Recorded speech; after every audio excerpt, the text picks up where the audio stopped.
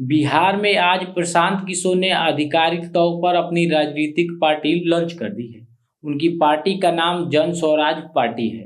प्रशांत किशोर ने जन स्वराज यात्रा के दौरान पूरे बिहार में का भ्रमण किए थे। अब प्रशांत किशोर जन स्वराज के संस्थापक बनकर 2 अक्टूबर यानी गांधी जयंती के दिन अपनी राजनीतिक पार्टी की नई शब्द कर रहे हैं। और प्रशांत किशोर आज पूर्ण राजनेता भी बन गए हैं और उनके पास अपनी एक राजनीतिक पार्टी भी हो गई है।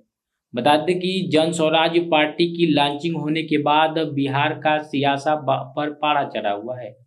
आरजेडी, जेडीयू, बीजेपी से लेकर कांग्रेस तक भी सभी राजनीतिक दल जन स्वराज पर निशाना साधने में लगे हैं और इन सभी के टारगेट पर प्रशांत किशोर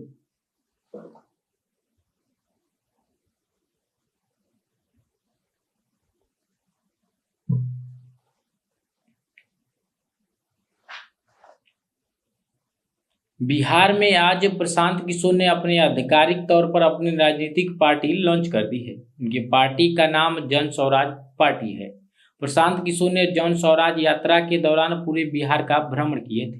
अब वो प्रशांत किशोर जन स्वराज के संस्थापक बनकर 2 अक्टूबर यानी गांधी जयंती के दिन अपनी राजनीतिक पार्टी की नई शब्द कर रहे हैं और प्रशांत किशोर आज से पूर्ण राजनेता भी बन गए हैं। उनके पास अपनी एक राजनीतिक पार्टी भी हो गई है।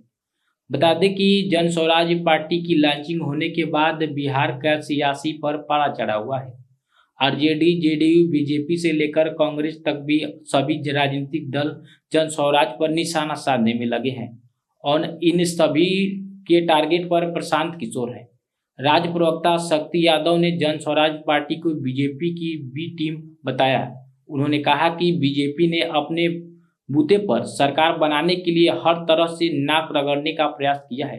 वहीं प्रशांत किशोर पर बीजेपी सम्राट चौधरी ने कहा कि ऐसे दल बनते रहते हैं। बिहार में तो इनके जैसे 200 पार्टियां हैं। उन्होंने कहा कि इसका असर बीजेपी पर नहीं पड़ेगा। बता दें कि प्रशांत किशोर ने टारगेट पर सबसे आगे आरजेडी नेता तेजस्वी यादव नजर आते हैं। वहीं गांधी जयंती के दिन बिहार के सियासत में एक नए राजनीतिक दल का जन्म हुआ और बीते 2 साल से जन स्वराज अभियान के तहत बिहार के गांव में पदयात्रा कर रहे प्रशांत किशोर ने अपने संगठन को अब एक राजनीतिक दल का स्वरूप दिया है, जिसका नाम जन स्वराज पार्टी है।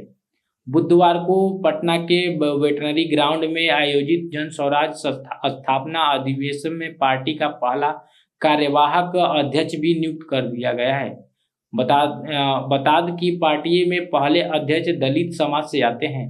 जन स्वराज संस्थापक अधिवेशन में मधुबनी के रहने वाले मनोज भारती को पार्टी का कार्यवाहक अध्यक्ष नियुक्त किया गया है। प्रशांत किशोर ने दलित वर्ग से आने वाले मनोज भारती के नाम का ऐलान किया है। मनोज भारती ने जमुई में सरकारी स्कूल से प्रारंभिक शिक्षा प्राप्त की है और बाद में उन्होंने आईआईटी कानपुर से बीटेक किया और आईआईटी दिल्ली में एमटेक किया है और मनोज भारती का करियर बेहद प्रतिष्ठा रहा है। आईआईटी से इलेक्ट्रॉनिक इंजीनियरिंग करने के बाद उन्होंने यूपीएससी की परीक्षा क्रैक की और भारतीय विदेश सेवा के लिए उनका चयन हुआ। उन्होंने 4 अलग अलग देशों में भारत के राजदूत के रूप में कार्य किया है। अब वह प्रशांत किशोर के नेतृत्व में जन स्वराज पार्टी की दिशा तय करेंगे। प्रशांत किशोर ने कहा कि मनोज भारतीय उनसे ज्यादा काबिल है। तो इस प्रकार से जो है आज गांधी जयंती के दिन बिहार में एक नया पार्टी जन्म ली, जिसका नाम जन स्वराज पार्टी है और इसके संस्थापक बन गए हैं प्रशांत किशोर।